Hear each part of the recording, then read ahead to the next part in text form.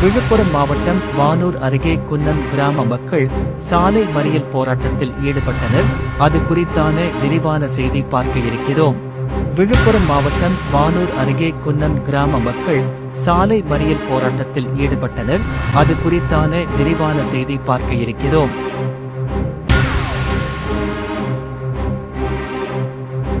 கடந்த சில தினங்களுக்கு முன்பு புயல் காரணமாக விழுப்புரம் மாவட்டம் முழுவதும் கடும் மழை பெய்தது. இதனால் நீர் நிரம்பி பல்வேறு வீடுகள் மற்றும் நிலங்களில் தண்ணீர் புகுந்து பல்வேறு பாதிப்பு அடைந்த நிலையில் தமிழக அரசு பாதிக்கப்பட்ட பகுதிகளுக்கு 2000 நிவாரணம் வழங்கி வருகிறது. சில இடங்களில் உரிய நிவாரணம் வழங்கவில்லை என கூறி பல்வேறு இடங்களில் பொதுமக்கள் சாலை மறியல் போராட்டத்தில் ஈடுபட்டு வருகின்றனர்.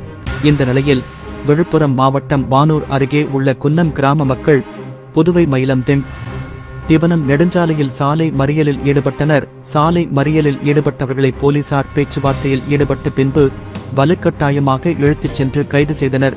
இதனால் போலீசாருக்கும் பொதுமக்களுக்கும் இடையே கடும் வாக்குவாதம் ஏற்பட்டது. இதனைத் தொடர்ந்து பொதுமக்கள் போலீசாரை முற்றுகையிட்டு வாக்குவாதத்தில் தொடர்ந்து ஈடுபட்டதாலும் போதுமான போலீசார் மற்றும் பெண் போலீசார் இல்லாததால் போலீசார் கைது செய்தவர்களை அங்கேயே விட்டுவிட்டு சென்றனர். தகவல் அறிந்த அங்கு வந்த அதிகாரிகள் மறியல் போராட்டத்தில் ஈடுபட்ட பொதுமக்களிடம் பேச்சுவார்த்தையில் ஈடுபட்டனர்.